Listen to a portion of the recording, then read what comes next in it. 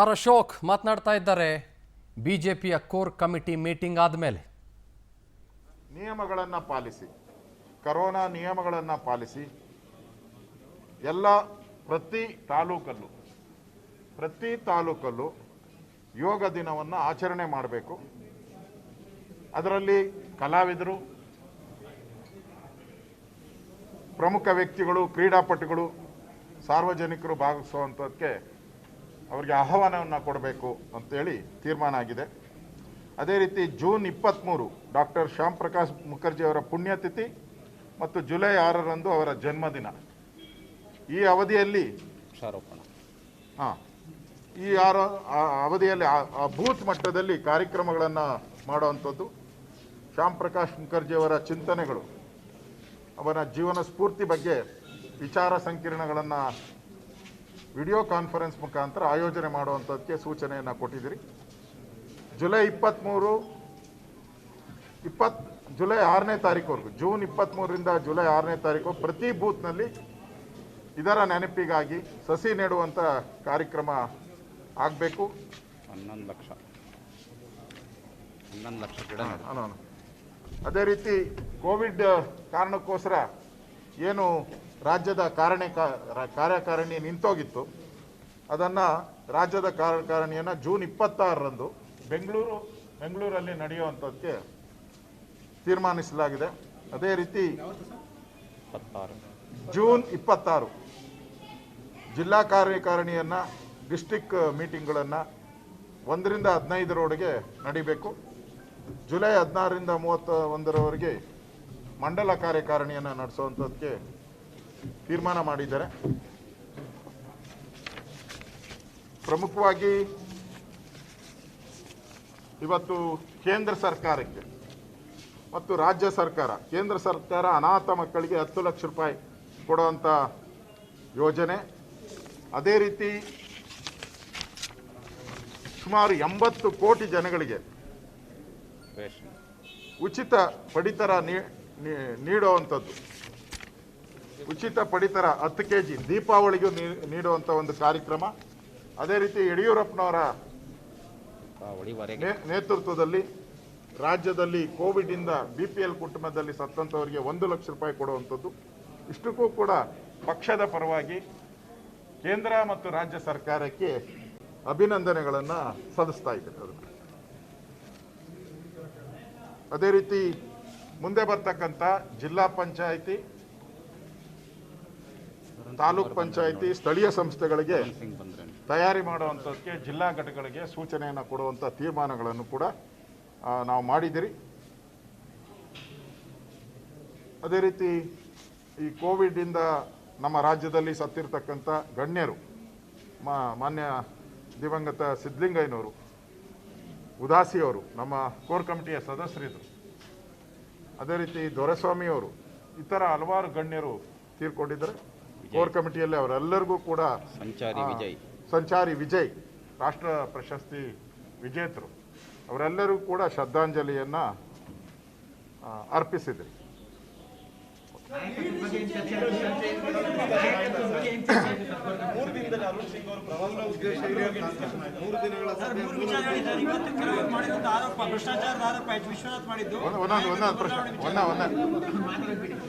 ನಾಯಕತ್ವದ ಪ್ರಶ್ನೆ ಚರ್ಚೆ ಆಗಲಿಲ್ಲ. ಯಡಿಯೂರಪ್ಪನವರೇ ನಮ್ಮ ನಾಯಕರು, ಅದರಲ್ಲಿ ಯಾವುದೇ ರೀತಿಯಾದಂಥ ಬದಲಾವಣೆ ಇಲ್ಲವೇ ಇಲ್ಲ. ಸ್ಪಷ್ಟವಾಗಿ ನಮ್ಮ ಇನ್ಚಾರ್ಜ್ ಅರುಣ್ ಸಿಂಗ್ ಅವರು ಈ ಮಾತನ್ನು ಹೇಳಕ್ಕೆ ಹೇಳಿದ್ದಾರೆ. ಪದೇ ಪದೇ ಯಾಕೆ ನಾನು ಪ್ರತಿ ಬಾರಿ ಹೇಳಿದ ತಕ್ಷಣ 15 ದಿನಕ್ಕೆ ಮತ್ತೆ ಯಾಕೆ ಶುರು ಆಗ್ತೈತೆ ಮಾಧ್ಯಮದಲ್ಲಿ ಅಂತ ಪ್ರಶ್ನೆನೂ ಕೂಡ ಹೇಳಿದ್ದಾರೆ. ಅದರಿಂದ ಯಡಿಯೂರಪ್ಪನವರು ಯಾವುದೇ ಕಾರಣಕ್ಕೂ ಬದಲಾವಣೆ ಇಲ್ಲ, ಅವರ ನೇತೃತ್ವದಲ್ಲೇ ಸರ್ಕಾರ ನಡೆಯುತ್ತೆ. ಇದು ಸ್ಪಷ್ಟವಾದಂಥ ತೀರ್ಮಾನವನ್ನು ಇವತ್ತು ನಮ್ಮ ರಾಜ್ಯದ ಅಧ್ಯಕ್ಷರು ಹೇಳಿದ್ದಾರೆ, ನನಗೆ ಹೇಳಿದ್ದಾರೆ ಹೇಳಕ್ಕೆ. ನಾನು ಹೇಳಿದ್ದೆ 100%. ಇನ್ನು ಕೆಲವೇ ದಿನಗಳಲ್ಲಿ ಯಾರ್ಯಾರು ಈ ಥರ ಹೇಳಿಕೆಗಳನ್ನು ಕೊಡ್ತಾರೆ ಅವ್ರ ಮೇಲೆ ಕಠಿಣ ಕ್ರಮಗಳನ್ನು ತೆಗೆದುಕೊಳ್ಳುವಂಥದ್ದಕ್ಕೆ ತೀರ್ಮಾನವನ್ನು ಆಗಿದೆ. ಓಕೆ, ಒಂದಷ್ಟು ವಿಷಯಗಳನ್ನು ಆರ್ ಅಶೋಕ್ ಅವರು ಮಾತನಾಡಿದ್ರು. ಬೈ ದ ವೇ ನಮಸ್ಕಾರ, ನಾನು ಚಂದನ್ ಶರ್ಮಾ, ಪವರ್ ಫೋಕಸ್ನಲ್ಲಿ ನಿಮ್ಮ ಜೊತೆಗೆ. ಒಂದು ಕಡೆ ಯೋಗೇಶ್ವರ್ ಅವರ ವಿಷಯ, ಅರವಿಂದ್ ಬೆಲ್ಲದ್ ಅವರ ವಿಚಾರ ಹಾಗೂ ವಿಶ್ವನಾಥ್ ಅವರ ವಿಚಾರ ಇಡೀ ರಾಜ್ಯ ಸರ್ಕಾರವನ್ನು ಒಂದು ರೀತಿ ತಲ್ಲಣದಲ್ಲಿ ತಲುಪಿಸಿದೆ ಅನ್ನೋದರಲ್ಲಿ ಯಾವ ಅನುಮಾನವೂ ಕೂಡ ಖಂಡಿತ ನಮಗೆ ನಿಮಗೆ ಇಲ್ಲವೇ ಇಲ್ಲ. ಕಾರಣ ಏನು? ಇವರು 3 ಜನರು ಮಾತ್ರ ಅಲ್ಲ, ಇಡೀ ಸರ್ಕಾರದ ವಿರುದ್ಧ ಕೇಳಿ ಬರ್ತಾ ಇರುವ ಹಲವು 100 ಆರೋಪಗಳು ಸರ್ಕಾರವನ್ನು ಇಕ್ಕಟ್ಟಿಗೆ ಸಿಕ್ಕಾಕ್ಸಿದ್ದಾವೆ. ಇನ್ಫ್ಯಾಕ್ಟ್ ಆಚೆ ಕಡೆ ಬಂದು ಕೋರ್ ಕಮಿಟಿ ಮೀಟಿಂಗ್ ಆದಮೇಲೆ ನಾಯಕತ್ವದ ಬಗ್ಗೆ ಪ್ರಶ್ನೆನೇ ಇಲ್ಲ ಅಂತಾರೆ. ನೆನ್ನೆ ಅರುಣ್ ಸಿಂಗ್ ಅವರು ಆಚೆ ಕಡೆ ಬಂದುಬಿಟ್ಟು ಏನೂ ಚರ್ಚೆ ಮಾಡಿಲ್ಲ ನಾವು ಅಂತಾರೆ. ಆದರೆ ಅದೇ ವಿಶ್ವನಾಥ್ ಅವರು, ಅದೇ ಬೇರೆಯವರೆಲ್ಲ ಓಪನ್ ಆಗಿ ಮೀಡಿಯಾಗಳ ಮುಂದೆ ಬಂದು ನಾವೇನೋ 3 ಬಾಗಿಲು ಅಂತ ಇದ್ವಲ್ಲ ಮನೆಯೊಂದು, ಅದು 100 ಬಾಗಿಲು 1000 ಬಾಗಿಲಾಗಿ ಊರು ಬಾಗಿಲಾಗೋಗಿದೆ. ಅದು ಅವರೆಲ್ಲ ಹೊರಗೆ ಬಂದು ಮಾತನಾಡ್ತಾ ಭಾಳ ಖಂಡು ತುಂಡುವಾಗಿ ಒಂದಿಷ್ಟು ವಿಚಾರಗಳನ್ನು ಭಾಳ ನೇರವಾಗಿ ಹಂಚಿಕೊಳ್ಳುವ ಪ್ರಯತ್ನವನ್ನು ಮಾಡಿದ್ದಾರೆ. ಹಾಗಾದರೆ we will go to the pointers. ಏನೇನು ಅರುಣ್ ಸಿಂಗ್ ಹಾಗಾದರೆ BJPಯ ಒಳಜಗಳಗಳಿಗೆ ತೇಪೆ ಹಾಕುವ ಪ್ರಯತ್ನ ನೆನ್ನೆ ಮಾಡಿದ್ರಾ ಅಂತ? Certainly yes. ತೇಪೆ ಮಾತ್ರ ಅಲ್ಲ, ಇರಬಹುದಾದ ಸಿಗಬಹುದಾದ ಎಲ್ಲ ವಿಷಯಗಳಿಗೂ ಏನೇನು ಬೇಕೋ ಅದನ್ನು ಮಾಡುವ ಪ್ರಯತ್ನ ಆಬ್ವಿಯಸ್ಲಿ ಅರುಣ್ ಸಿಂಗ್ ಮಾಡಿದರು.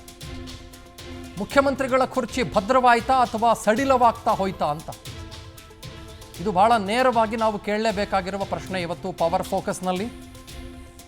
ಮತ್ತು ಈ ಭೀತಿ ಸರ್ಕಾರವನ್ನು ಯಾವ ರೀತಿ ಮುಳುಗಿಸಬಹುದು ಅನ್ನೋದು ಪ್ರಶ್ನೆ. ಟ್ರಬಲ್ ಶೂಟರಿಂದ ಯಾರು ಹೊಗಳಿಸ್ಕೊಂಡ್ರು, ಯಾರ್ಯಾರು ತೆಗಳಿಸ್ಕೊಂಡ್ರು, ಅದು ನಮಗೆ ನಿಮಗೆ ಈಗಾಗಲೇ ಆಲ್ಮೋಸ್ಟ್ ಗೊತ್ತಿರುವ ಇನ್ಸೈಡ್ ಡೀಟೇಲ್. ಅದರ ಬಗ್ಗೆ ಹೆಚ್ಚು ವಿಶ್ಲೇಷಣೆಯ ಅವಶ್ಯಕತೆ ಇಲ್ಲ ಅಂತ ನನಗನ್ಸುತ್ತೆ. ಯಾವ ಬಣ ಮೇಲುಗೈ ಸಾಧಿಸ್ತು ಹಾಗಾದರೆ? ವಿರೋಧಿ ಬಣವೋ ಅಥವಾ ಮುಖ್ಯಮಂತ್ರಿಗಳ ಆಪ್ತ ಬಣವೋ, ಸಹಿ ಸಂಗ್ರಹದ ಬಣವೋ ಅಥವಾ ಮತ್ತೊಂದು ಯಾವುದೋ ಬಣವೋ? ಯಾವ ಬಣ ಅದು? ಏನು ಮಾಡಿದ್ರು ಅವರು? ಅರುಣ್ ಸಿಂಗ್ ಅವರು ಇಲ್ಲಿಂದ ಹೋದ್ಮೇಲೆ ಡೆಲ್ಲಿಲಿ ಏನು ಹೇಳ್ತಾರೆ? ಹೈಕಮಾಂಡ್ ಮಾತಿಗೆ ತಲೆಬಾಗಿ ಇಲ್ಲಿರುವ ರಾಜ್ಯ ನಾಯಕರು ಮೌನ ವಹಿಸಿಬಿಡ್ತಾರಾ? ಮೌನ ತಾಳ್ತಾರಾ? ಇದು ಪ್ರಶ್ನೆ. ಅಥವಾ ಬೇರೆ ಏನಾದರೂ ಆಗಿಬಿಡಬಹುದಾ? ಅಲ್ಲೋಲ ಕಲ್ಲೋಲ ಆಗಬಹುದಾ? ನಾಯಕತ್ವ ಬದಲಾವಣೆ ಆಗಬಹುದಾ? ಸುಮ್ಮನೆ ಹೇಳ್ತಾರೆ ನಾಯಕತ್ವ ಬದಲಾವಣೆ ಇಲ್ಲ ಅಂತ, ಬರೀ ಅದು ಸುಳ್ಳು ಅನ್ನೋದು ನಮಗೆ ನಿಮಗೆ ಸ್ಪಷ್ಟ ಗೊತ್ತು. ಅರುಣ್ ಸಿಂಗ್ ಅವರು ಫ್ಲೈಟ್ ಹತ್ತಾ ಇದ್ದಂತೆ ಇಲ್ಲಿರೋರು ಏನು ಮಾಡ್ತಾರೆ? ಅಲ್ರಿ, ಯಾರಾದರೂ ರಾಜ್ಯದ ಉಸ್ತುವಾರಿ ಹೊತ್ಕೊಂಡಿರೋರು ಒನ್ ಟೈಮ್ ಪ್ಲಾಸ್ಟಿಕ್ ಬಗ್ಗೆ ಮಾತಾಡೋದಕ್ಕೆ, ಯೋಗ ದಿನದ ಬಗ್ಗೆ ಮಾತನಾಡೋದಕ್ಕೆ, ಸೆಲೆಬ್ರಿಟಿಗಳನ್ನು ಕಲಾವಿದರನ್ನ ಬಳಸ್ಕೊಳ್ಳಿ ನೀವು ಯೋಗ ದಿನದ ಪ್ರಚಾರಕ್ಕೆ ಅಂತ ಹೇಳೋದಕ್ಕೆ 3 ದಿನ ಬರ್ತಾರೇನ್ರಿ ಬೆಂಗಳೂರಿಗೆ? ಎಲ್ಲಿಯಾದರೂ ನೋಡಿದ್ದೀರೇನ್ರಿ? ಅಂತ ಪ್ರಧಾನಮಂತ್ರಿಯವರಂಥ ಮೋದಿಯವರೇ ಅತ್ಯುನ್ನತ ಮೀಟಿಂಗ್ಗಳನ್ನು ವರ್ಚುವಲ್ ಮೀಟಿಂಗಲ್ಲಿ, ಝೂಮ್ ಮೀಟಿಂಗಲ್ಲಿ ಮಾಡಿ ಮುಗಿಸಿಬಿಡ್ತಾರೆ. ಇವರು ಅನೇಕ ಸರ್ಕಾರದ ಈಗ ಸದ್ಯಕ್ಕೆ 3ನೇ ವೇವ್ ಬರುತ್ತೆ ಅಂತ ಹೇಳ್ತಾ ಇದ್ದಾರಲ್ಲ, ಅನೇಕ ಮೀಟಿಂಗ್ಗಳು ಸರ್ಕಾರದ್ದು ಝೂಮ್ ಮೀಟಿಂಗಲ್ಲಿ ಅನೇಕ ತಜ್ಞ ವೈದ್ಯರ ಜೊತೆಗೆ ನಡೀತಾ ಇದೆ. ಇನ್ನು ಇದನ್ನೆಲ್ಲ ಹೇಳಕ್ಕೆ ಅವ್ರು ಅಲ್ಲಿಂದ ಬರಬೇಕೇನ್ರಿ? ಅದು ಒಬ್ಬೊಬ್ಬರಿಗೆ 20-20 ನಿಮಿಷ ಟೈಮ್ ಕೊಡಬೇಕಾ? ಯಾವುದಕ್ಕೆ? BJPಗೆ ಕಂಟಕ ತಪ್ಪಿದ್ದಲ್ಲ, ಮುಂದಿನ 15ರಿಂದ 20 ದಿನಗಳ ಒಳಗಾಗಿ ಅಂತ ಭಾಳ ಉನ್ನತ ಮೂಲಗಳು ಈಗಾಗಲೇ ಮಾಹಿತಿ ಕೊಟ್ಟಿದ್ದಾವೆ. ಒಂದಿಷ್ಟು ರಿಪೋರ್ಟ್ಗಳು, ಒಂದಿಷ್ಟು ವರದಿಗಳು ಹೇಳ್ತವೆ ಅದನ್ನು. BJPಯ ಮುಂದೆ ಇರುವ ಕಂಟಕ 1-2 ಅಲ್ಲ, 10 ಅಲ್ಲ, 100 ಕಂಟಕಗಳು. ಅದು ಕೇವಲ ನಾಯಕತ್ವ ಬದಲಾವಣೆಗೆ ಮಾತ್ರ ಸೀಮಿತವಾಗಿಲ್ಲ. ಇಡೀ ಪಕ್ಷಕ್ಕೆ ಆಗಿರುವ ಡ್ಯಾಮೇಜ್ ಕಂಟ್ರೋಲ್ಗೆ ಯಾವ ರೀತಿಯ ಪರಿಹಾರೋಪಾಯಗಳು ಅನ್ನೋದ್ರ ಬಗ್ಗೆ ಆಲೋಚನೆ ಮಾಡಬೇಕಾಗತ್ತೆ. ಅದನ್ನು ಮೋದಿಯವರ ನೇತೃತ್ವದ ಕೇಂದ್ರ ಸರ್ಕಾರ ಅಥವಾ ಅವರ ಪಾರ್ಟಿ ಹೇಗೆ ಮಾಡುತ್ತೆ ಅನ್ನೋದು ಪ್ರಶ್ನೆ ಇದೆ. ಒಂದು ಕಡೆ ಯೋಗೇಶ್ವರ್ ಅವರು, ಇನ್ನೊಂದು ಕಡೆ ಬೆಲ್ಲದ್ದವರು ಭಾಳ ವಿಚಾರಗಳನ್ನು ಈಗಾಗಲೇ ಹೈಕಮಾಂಡ್ನ ಮುಂದೆ ನೇರವಾಗಿ ಪ್ರಸ್ತಾಪಿಸಿ ಬಿಟ್ಟಿದ್ದಾರೆ. ಅರುಣ್ ಸಿಂಗ್ ಅವರನ್ನ ಇವತ್ತು ಬೆಳಗ್ಗೆ 15ರಿಂದ 20 ನಿಮಿಷಗಳ ಕಾಲ ಬೆಲ್ಲದ್ದವರು ಮೀಟ್ ಮಾಡಿಕೊಂಡು ಬಂದಿದ್ದಾರೆ. ವಿಶ್ವನಾಥ್ ಅವರು ಅತ್ಯಂತ ಹಿರಿಯರು, MLC ಆಗಿದ್ದಾರೆ. ಅವರು 20 ನಿಮಿಷಗಳ ಕಾಲ ಅರುಣ್ ಸಿಂಗ್ ಅವರ ಮುಂದೆ ಹಲವು ವಿಚಾರಗಳನ್ನು ನೇರವಾಗಿ ಹೇಳಿದ್ದಾರೆ. ಮತ್ತು ಸರ್ಕಾರದ ಹಲವು ರೀತಿಯ ದ್ವಂದ್ವ ನೀತಿಗಳನ್ನು, ಹಲವು ರೀತಿಯ ಅರಾಜಕತೆಗಳನ್ನು ವಾಚಾಮಗೋಚರವಾಗಿ ನೇರವಾಗಿ ಮೀಡಿಯಾಗಳ ಮುಂದೆ ಹೇಳಿದ್ದಾರೆ. ಅರಗಿಸ್ಕೊಳ್ಳೋದು ಬಹಳ ಕಷ್ಟ ಆಗಿದೆ ಅಂತ ಅನ್ನಿಸ್ತಾ ಇದೆ. ವಿಶ್ವನಾಥ್ ಅವರು ಸಿಡಿಸಿರುವ ಭ್ರಷ್ಟಾಚಾರದ ಬಾಂಬು, ಈ ಮೇಲ್ದಂಡೆ ಯೋಜನೆಯ ಬಾಂಬು, 20,000 ಕೋಟಿ ರೂಪಾಯಿನ ಬಾಂಬು. ಇನ್ನೊಂದು ಕಡೆ ಮೋಸ್ಟ್ ಇಂಪಾರ್ಟೆಂಟ್ಲಿ TJ ಅಬ್ರಹಾಂ ಇಡಿಯಲ್ಲಿ ದಾಖಲು ಮಾಡಿರುವ ದೂರು. ಅಫ್ಕೋರ್ಸ್ ಪವರ್ ಟಿವಿ ಎಕ್ಸ್ಪೋಸ್ ಮಾಡಿದ್ದು ನಿಮಗೆ ಬಹಳ ಸ್ಪಷ್ಟವಾಗಿ ಗೊತ್ತೇ ಇದೆ ಆ ವಿಚಾರನ. ಅದು ಎಲ್ಲಿಗೆ ಹೋಗಿ ಯಾರ ಕೊರಳಿಗೆ ಹೇಗೆ ಸುತ್ತಿಕೊಳ್ಳಬಹುದು ಅನ್ನುವ ಪ್ರಶ್ನೆ ಇದೆ. ಇವತ್ತು ಭಾಳ ಕಾಂಪ್ರಹೆನ್ಸಿವ್ ಆಗಿರುವ ಡಿಬೇಟ್ ಮಾಡ್ತಾ ಹೋಗೋಣ. 4 ಜನ ಗಣ್ಯರು, ಭಾಳ ಹಿರಿಯರು ನಮ್ಮನ್ನು ಚರ್ಚೆಯಲ್ಲಿ ಇವತ್ತು ಜಾಯ್ನ್ ಆಗ್ತಾ ಇದ್ದಾರೆ. ನಾನು ನಮ್ಮ ಸ್ಟುಡಿಯೋದಲ್ಲಿ ಸದ್ಯಕ್ಕೆ ಜಾಯ್ನ್ ಆಗಿರುವ 2 ಹಿರಿಯರನ್ನು, ಗಣ್ಯರನ್ನು ನಾನು ಬಹಳ ಪ್ರೀತಿಯಿಂದ ವೆಲ್ಕಮ್ ಮಾಡ್ತಾ ಇದ್ದೇನೆ. ನಮ್ಮೊಟ್ಟಿಗೆ BJPಯ ಹಿರಿಯ ನಾಯಕರು ಹಾಗೂ ವಿಶ್ಲೇಷಕರು ವಾಮನಾಚಾರ್ಯ ಅವರು ಜಾಯ್ನ್ ಆಗಿದ್ದಾರೆ ಚರ್ಚೆಯಲ್ಲಿ. ಸರ್, ನಿಮಗೆ ಬಹಳ ಆತ್ಮೀಯವಾದಂಥ ಸ್ವಾಗತ ಸರ್. ಹಾಗೆ ನಮ್ಮೊಟ್ಟಿಗೆ ಖ್ಯಾತ ಮತ್ತು ಹಿರಿಯ ಪತ್ರಕರ್ತರು, ನಮ್ಮ ಸಂಸ್ಥೆಯ ಬಹಳ ಹೆಮ್ಮೆಯ ಸಂಪಾದಕೀಯ ಸಲಹೆಗಾರರು, ಎಡಿಟೋರಿಯಲ್ ಅಡ್ವೈಸರ್ ರವೀಂದ್ರ ರೇಷ್ಮೆ ಅವರು ಚರ್ಚೆಯಲ್ಲಿ ಜಾಯ್ನ್ ಆಗಿದ್ದಾರೆ. ರೇಷ್ಮೆ ಅವರಿಗೆ ಬಹಳ ಆತ್ಮೀಯವಾದಂಥ ಸ್ವಾಗತ. ನಮಸ್ಕಾರ ಸರ್. ನಾನು ರೇಷ್ಮೆ ಅವರಿಂದ ಶುರು ಮಾಡ್ತೀನಿ ಸರ್. ನಿಮ್ಮಿಂದ ಒಂದು ವ್ಯಾಖ್ಯಾನ ಬೇಕು ನನಗೆ ಆರಂಭದಲ್ಲಿ. ದಯವಿಟ್ಟು ನೀವೇನು ಅಬ್ಸರ್ವ್ ಮಾಡ್ತಾ ಇದ್ದೀರಿ ಕಳೆದ 3 ದಿನದಿಂದ? BJPಯ ಬಡಿದಾಟ ಬೀದಿಗೆ ಬಂದು ಬಿದ್ದಿದೆ. ಅಂತರಂಗ ಬಹಿರಂಗವಾಗಿದೆ.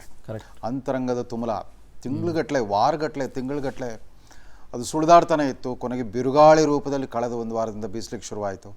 ಅದರ ಪರಿಣಾಮವಾಗಿ ಅರುಣ್ ಸಿಂಗ್ ಅವರು ಬಂದರು. ಅರುಣ್ ಸಿಂಗ್ ಅವರ ವೃತ್ತಿಪರ ಹಿನ್ನೆಲೆ, ಅವರು ಚಾರ್ಟರ್ಡ್ ಅಕೌಂಟೆಂಟ್.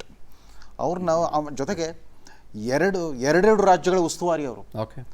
ಆಮೇಲೆ BJPಯ ರಾಷ್ಟ್ರೀಯ ಕೇಂದ್ರ ಕಚೇರಿಯ ಜನರಲ್ ಸೆಕ್ರೆಟರಿ ಅವರು. ವಿಶೇಷ ಸ್ಥಾನಮಾನ ಪಕ್ಷದೊಳಗೆ ಪಡ್ಕೊಂಡಿದ್ದಾರೆ. ಆಮೇಲೆ ಹಿಂದೆ ಅವರು ವೃತ್ತಿಯಲ್ಲಿದ್ದಾಗ ಗೆಸ್ಟ್ ಫ್ಯಾಕಲ್ಟಿ ಆಗಿದ್ದಾರೆ. ಅವರ ವಿಷಯಗಳಿಗೆ ಸಂಬಂಧಪಟ್ಟಂತೆ IMF ಕೆಲವು ಪ್ರಾಜೆಕ್ಟ್ಗಳಲ್ಲಿ ಅವರು ನಿರ್ವಹಿಸಿದ್ದಾರೆ. ಭಾಳ ವ್ಯಾಪಕವಾದ ವೃತ್ತಿ ಅನುಭವವನ್ನು ಪಡ್ಕೊಂಡು ರಾಜಕಾರಣದಲ್ಲಿ ಪ್ರವೇಶಿಸಿದ್ದಾರೆ. ಅರುಣ್ ಸಿಂಗ್ ಅವರು ಬಹುಶಃ ಅವ್ರನ್ನ ಇಲ್ಲಿ ಕಳಿಸಿದ್ದ ಪೊಲಿಟಿಕಲ್ ಆಡಿಟ್ ಮಾಡಲಿಕ್ಕೆ ಅಂತ ಕಾಣುತ್ತೆ. ವಾಮನಾಚಾರ್ಯವ್ರಿಗೆ ಗೊತ್ತು, ವಾಮನಾಚಾರ್ಯ ಇವತ್ತಿನ ಸಂಕಷ್ಟ ಅಲ್ಲ. ಈಗ 10 ವರ್ಷಗಳ ಹಿಂದೆ ಇದೇ ಥರ ಅವತ್ತು ಅಧಿಕಾರದಲ್ಲಿದ್ದ ಯಡಿಯೂರಪ್ಪನವ್ರ ಸರ್ಕಾರ, ತದನಂತರ ಸದಾನಂದ ಗೌಡರ ಸರ್ಕಾರ, ತದನಂತರ ಜಗದೀಶ್ ಶೆಟ್ಟರ್ ಸರ್ಕಾರ, ಅವೆಲ್ಲ ಅವಧಿಯಲ್ಲಿದ್ದ ಈ ಸಂದಿಗ್ಧಗಳನ್ನು, ಈ ತುಮಲುಗಳನ್ನು, ಈ ತೊಳ್ಳಾಟಗಳನ್ನು ಕಂಡವರು. ಅವರು ಏನು ವ್ಯಾಖ್ಯಾನ ಮಾಡ್ತಾರೇನೋ. ಆದರೆ 3 ದಿನಗಳ ಈ ಭೇಟಿ ಭಾಳ ವಿಶೇಷವಾಗಿತ್ತು. ಇದು ರೊಟೀನ್ ಭೇಟಿ ಆಗಿದ್ದರೆ ಅವರ ಟೈಮ್ ಟೇಬಲೆಲ್ಲ ಮೊದಲೇ ಮುಂಗಡವಾಗಿ ಪಬ್ಲಿಷ್ ಮಾಡಿ ಅದಕ್ಕೆ ಸಾಕಷ್ಟು ಪ್ರಚಾರ ಕೊಟ್ಟು ಈ ಥರ ಮಾಡ್ತಿರಲಿಲ್ಲ. ಒಳ್ಳೆ ಪ್ರಧಾನಮಂತ್ರಿ ಅವ್ರ ವಿಸಿಟ್ ಏನೋ ಕರ್ನಾಟಕ ಅನ್ನೋ ರೀತಿಯಲ್ಲಿ ಅವ್ರನ್ನ ವಿಮಾನ ನಿಲ್ದಾಣ ಬರಮಾಡ್ಕೊಂಡಿದ್ದ ರೀತಿ, ಅವ್ರನ್ನ ಕರ್ಕೊಂಡಿದ್ದು, ಅವ್ರು ವಿರೋಚಿತವಾಗಿ ಸ್ವಾಗತ ಕೊಟ್ಟಿದ್ದ ರೀತಿ, ಅದೆಲ್ಲ ನೋಡಿದಾಗ ಇದಕ್ಕೊಂದು ವಿಶೇಷ ಮಹತ್ವ ಇತ್ತು ಈ ಭೇಟಿಗೆ. ಅವರು ಪದೇ ನಿರಾಕರಿಸ್ತಾ ಹೋದರೂ ಕೂಡ ಅವ್ರು ಬಂದಿದ್ದೆ ನಾಯಕತ್ವದ ವಿಚಾರದಲ್ಲಿ. ಇಲ್ಲಿ ಒಂಥರ ಆಡಿಟ್ ಮಾಡ್ಲಿಕ್ಕೆ ಬಂದರು, ಪೊಲಿಟಿಕಲ್ ಆಡಿಟಿಂಗ್ಗೆ ಬಂದಿದ್ದು ಅವರು, ಚಾರ್ಟರ್ಡ್ ಅಕೌಂಟೆಂಟ್. ಆಮೇಲೆ ಭಾಳ ಅಭೂತಪೂರ್ವವಾದ ಘಟನೆ ಯಾವುದು ಅಂತಂದರೆ, ನಿನ್ನೆ ವಿಶ್ವನಾಥ್ ಅವರು ಅವ್ರನ್ನ ಅರುಣ್ ಸಿಂಗ್ ಅವ್ರನ್ನ ಭೇಟಿ ಮಾಡಿದ್ದು. ಅವ್ರಿಗೆ 20 ನಿಮಿಷ ಕಾಲಾವಕಾಶ. 1 ನಿಮಿಷ ಸರ್, ಅರುಣ್ ಸಿಂಗ್ ಅವರೇ ನೇರವಾಗಿ ಮಾತಾಡ್ತಾ ಇದ್ದಾರೆ. Let's go live. समय आने पे अवश्य रूप से लोगों के खिलाफ कार्रवाई होगी और कुछ लोगों को समझाएंगे भी और कुछ के खिलाफ कार्रवाई भी करेंगे. इसलिए सबको, आज भारतीय जनता पार्टी विश्व की सबसे बड़ी पार्टी है, कर्नाटक में हमारी सरकार है, इसलिए सबको यह ध्यान देना चाहिए कि इतनी बड़ी पार्टी में सबको अनुशासन का पालन करना चाहिए. अगर बोलना ही है तो कांग्रेस पार्टी जो कि जमीन पे है कहीं नहीं, और राहुल गांधी जी बिल्कुल तरीके से फेल हैं, उनके बारे में बोलो, उनके फेलियर के बारे में बोलो, सिद्धरमैया जी के फेलियर के बारे में बोलो, DK कुमार. कांग्रेस पार्टी की है नहीं. अगर बोलना है तो उनके बारे में, फेलियर के बारे में बोलो.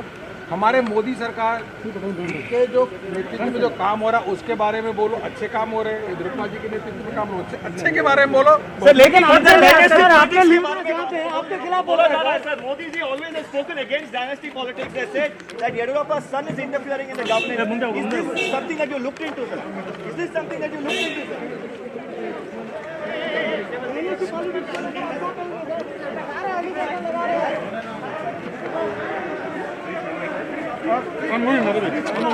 ಮೂವ್ ಮಾಡು. Glass sir.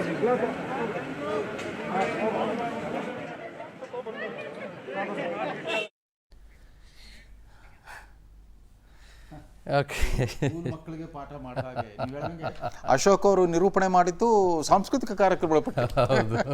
ಯಾವುದೋ RSS ಶಾಖದ ಪ್ರೋಗ್ರಾಮ್ ಇದೆ ಮುಂದಿನ ವಾರ, ಯೋಗ ದಿನ ಆಚರಿಸಿ ಮತ್ತೊಂದು ಆಚರಿಸಿ ಅಂತ ಅಂದ್ಬಿಟ್ಟು. ಆಮೇಲೆ ಕಾಂಗ್ರೆಸ್ಸಿನ ಫೇಲ್ಯೂರು, JDSನ ಫೇಲ್ಯೂರು, ಸಿದ್ದರಾಮಯ್ಯನವರ ಫೇಲ್ಯೂರು, ಅಥವಾ DK ಶಿವಕುಮಾರ್ ಅವರ ಫೇಲ್ಯೂರು, ಇನ್ನೊಬ್ಬರದ್ದು ಯಾರ್ದೋ ಫೇಲ್ಯೂರನ್ನು ಕೋರ್ ಕಮಿಟಿಯಲ್ಲಿ ಯಾಕೆ ಚರ್ಚೆ ಮಾಡ್ತಾರೆ ಅಂತ ನನಗೆ ಗೊತ್ತಾಗಲಿಲ್ಲ ಸರ್. ಆಮೇಲೆ ಅರುಣ್ ಸಿಂಗ್ ಅವರ ಹಾವಭಾವಗಳು, ಅವ್ರ ಮಾತುಗಳು ನೋಡಿದಾಗ ಅವ್ರಿನ್ನೂ ಪೂರ್ತಿ ರಾಜಕೀಯ ವರ್ಷಗಳನ್ನು ಅವ್ರು ರೂಢಿಸ್ಕೊಂಡಿಲ್ಲ. ಕರೆಕ್ಟ್. ಯಾವುದೋ ಕಂಪ್ನಿ ಎಕ್ಸಿಕ್ಯೂಟಿವ್ ಥರ ಬಂದರು, ಸ್ಕೂಲ್ ಮೇಸ್ಟ್ರ್ ಥರ ಸಂದೇಶ ಕೊಟ್ಟು ಹೊರಡ್ತಾ ಇದ್ದಾರೆ. ಆದರೆ ಇದು ಇಲ್ಲಿಗೆ ನಿಲ್ಲಲ್ಲ. ವಿಶೇಷವಾಗಿ ಒಂದು 20 ನಿಮಿಷ ಅವ್ರ ಹತ್ರ ಮಾತಾಡಿದ್ದನ್ನು ಹೊರಗೆ ಬಂದು 20 ನಿಮಿಷ ಮಾಧ್ಯಮಗಳಿಗೆ ಬ್ರೀಫ್ ಮಾಡಿಬಿಟ್ರಲ್ಲ ವಿಶ್ವನಾಥ್. ಇದು ಆಂತರಿಕ ಪ್ರಜಾಪ್ರಭುತ್ವದ ಮತ್ತೊಂದು ಅತಿರೇಕ. ಅದಷ್ಟೇ ಅಲ್ಲ, ಅವ್ರ ಮೇಲೆ ನಿನ್ನೆ ಪ್ರತಿದಾಳಿ ನಡೀತು. ಅದಕ್ಕೆ ಇವತ್ತು ವಿಶೇಷವಾದ ಸುದ್ದಿಗೋಷ್ಠಿ ಕರೆದು ಮಾತಾಡಿದ್ರು. ಅವ್ರ ರೂಮ್ನಲ್ಲೇ ಪತ್ರಿಕಾಗೋಷ್ಠಿ ನಡೆಸಿದ್ರು. ತೀರಾ ಗಂಭೀರವಾದ ವಿಚಾರಗಳಿಟ್ಟಿದ್ದಾರೆ. ಒಂದು ಅವ್ರ ಹತಾಶೆ ಅಂತ ಹೇಳ್ತಾರೆ, ನಿಜ ಅದು ಹತಾಶೆ ವಿಶ್ವನಾಥ್ ಒಬ್ಬರದಲ್ಲ. ಈ BJPಗೆ ಮತ ಕೊಟ್ಟರಲ್ಲ ಅಭಿಮಾನದಿಂದ, ಯಡಿಯೂರಪ್ಪನವರು ಮೋದಿಯವ್ರ ಮೇಲೆ ಅಭಿಮಾನದಿಂದ ಮತ ಕೊಟ್ಟ ಮತದಾರರು ಎಲ್ಲರ ಹತಾಶೆಯನ್ನು ಅವ್ರು ಬಿಂಬಿಸಿದ್ರು ಅಂತ ಕಾಣುತ್ತೆ.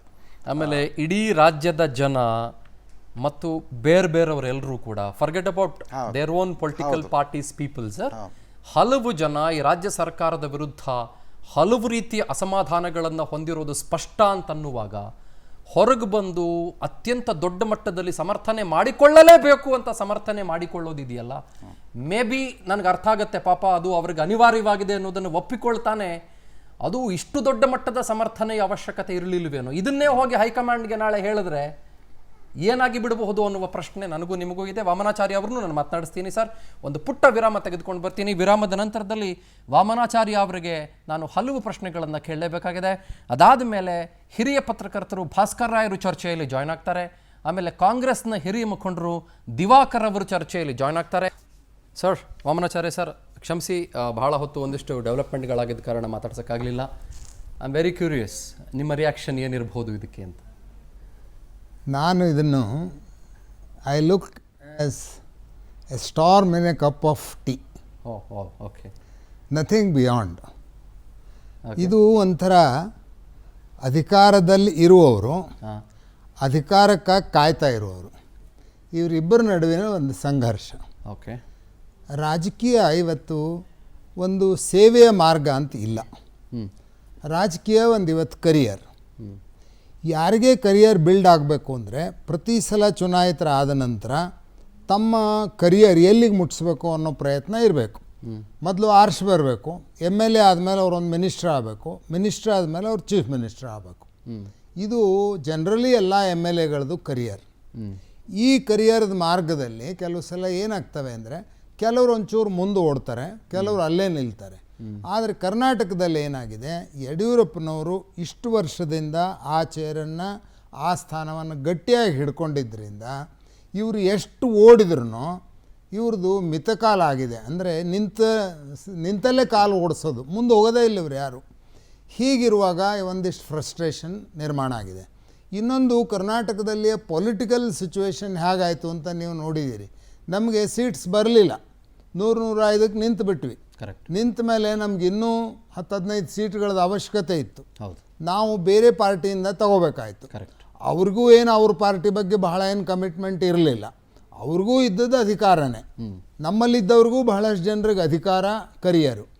ಅವರು ಬಂದವರು ಇದರಲ್ಲಿ ಸೇರಿಕೊಂಡಿದ್ದರಿಂದ ನಮ್ಮಲ್ಲಿ 17-18 ಜನಕ್ಕೆ ಕರಿಯರ್ ಹಿಂದೆ ಬಿತ್ತು, ಇನ್ನೂ ಹಿಂದೆ ಹೋಯ್ತು, ಹಿಂಬಡ್ತಿ ಆಯಿತು. ಅಥವಾ ಈ ಸದ್ಯದಲ್ಲಿ ಸಿಗೋದೇ ಇಲ್ಲೇನೋ ಅನ್ನೋ ಹಂಗಾಯಿತು. ನಮ್ಮಲ್ಲಿ ನೀವು ನೋಡಿರ್ಬೋದು, 3 ಸಲ 4 ಸಲ MLA ಆದವ್ರಿಗೆ ಇನ್ನೂ ಒಂದು ಸಲನೂ ಒಂದು ಪೋಸ್ಟು ಸಿಕ್ಕಿಲ್ಲ, ಅಲ್ಲೇ ಇದ್ದಾರೆ. ವಿಶೇಷವಾಗಿ ಸೌತ್ ಕೆನರಾದಿಂದ ಮಂಗಳೂರು ಕಡೆಯಿಂದ ಬಂದಂಥ ಒಬ್ಬರಿಬ್ಬರಿಗಂತೂ 7 ಸಲ ಆದಮೇಲೂ ಅವ್ರು ಇನ್ನೂ ಏನೂ ಆಗೇ ಇಲ್ಲ. ಇದು ಯಾಕಾಗತ್ತೆ ಅಂದರೆ ಅವತ್ತಿನ ರಾಜಕಾರಣ, ಅಂದರೆ ಇಲ್ಲೊಂದು ಆದರ್ಶದ ರಾಜಕಾರಣ ಅನ್ನೋದು ಕರ್ನಾಟಕದಲ್ಲಿ ಕಷ್ಟ ಆಗ್ತಿರೋದ್ರಿಂದ, ಆರ್ಷ್ ಬಂದಂಥ ಸೀಟ್ಗಳು ಕಮ್ಮಿ ಇರೋದರಿಂದ ಅಧಿಕಾರ ಹಿಡಿಬೇಕು. ಅಧಿಕಾರ ಅಂದ್ರೇ ಕರಿಯರು. ಆ ಅಧಿಕಾರ ಹಿಡಿಯುವಾಗ ಯಾರು ಅವತ್ತು ಉಪಯೋಗ ಬೀಳ್ತಾರೋ ಅವರನ್ನು ತಾತ್ಕಾಲಿಕವಾಗಿ ಉಪಯೋಗಿಸ್ಕೊತಾ ಹೋಗೋದ್ರಿಂದ ಇವತ್ತು 17 ಜನ ಬಂದರು. ಇದ್ರ ಹಿಂದೆ ಕೆಲವರು ಬಂದರು, ಅದರ ಹಿಂದೆ ಕೆಲವರು ಜನತಾ ದಳದಿಂದ ಜನತಾ ಪಾರ್ಟಿಯಿಂದ ಬಂದರು. ಹೀಗಾಗಿ ಹೊಸಬರು ಬಂದವರು ಮುಂದೆ ಬರ್ತಾ ಹೋದರು ಮತ್ತು ಇಲ್ಲೇ ಇದ್ದವರು ಸ್ವಲ್ಪ ಹಿಂದೆ ಸರಿತಾ ಹೋದರು. ಇದಕ್ಕೆ ಯಾರನ್ನೂ ದೋಷಿಸೋಕ್ಕೆ ಸಾಧ್ಯ ಇಲ್ಲ. ಇದು ಯಡಿಯೂರಪ್ಪನವ್ರ ತಪ್ಪು, ಇದು ಹೈಕಮಾಂಡ್ ತಪ್ಪು, ಇದು ಪಾರ್ಟಿ ತಪ್ಪು ಅಂತ ಹೇಳೋಕ್ಕಾಗಲ್ಲ. ಇದು ಪರಿಸ್ಥಿತಿಜನ್ಯವಾಗಿ ಆಗಿರುವಂಥ ಒಂದು ವಾತಾವರಣ. ಇಲ್ಲಿ ಇದನ್ನು ಮೀರೇನಾದರೂ ಒಂದು ಸಾಧಿಸ್ಬಿಡ್ತೇವೆ ಅನ್ನೋದು ಇವತ್ತಿನ ಸ್ಥಿತಿಯಲ್ಲಿ ಕಷ್ಟ ಇದೆ. ಇಲೆಕ್ಷನ್ಗಳ ಖರ್ಚು ಹೆಚ್ಚಾಗ್ತಾ ಇದೆ. ಪ್ರತಿಯೊಂದು ಕ್ಯಾಂಡಿಡೇಟನ್ನು ಇಷ್ಟೊಂದು ಹಣವನ್ನು ಸುರಿದು ಆರಿಸಿ ಬರಬೇಕಾಗತ್ತೆ. ಯಾವುದೇ ಪಾರ್ಟಿಯಲ್ಲಿ ಇಡೀ ಕರ್ನಾಟಕದಲ್ಲಿ ಅತ್ಯಂತ ಕಡಿಮೆ ಹಣವನ್ನು ಖರ್ಚು ಮಾಡಿ ಆರಿಸಿ ಬರೋವ್ರ ಸಂಖ್ಯೆ 10-20 ಇದೆಯೋ ಇಲ್ಲೋ ಡೌಟ್ ಇದೆ ನನಗೆ ಇವತ್ತು. ಅದರೊಳಗಿಂದ ಅರ್ಧಕ್ಕರ್ಧ ದಕ್ಷಿಣ ಕನ್ನಡ ಅಂದರೆ ಮಂಗಳೂರು, ಉಡುಪಿಯವರೇ ಇದ್ದಾರೆ. ಹೊರಗಡೆ ಬಂದರೆ ಅಷ್ಟು ಸಿಗಲ್ಲ ನಿಮಗೆ.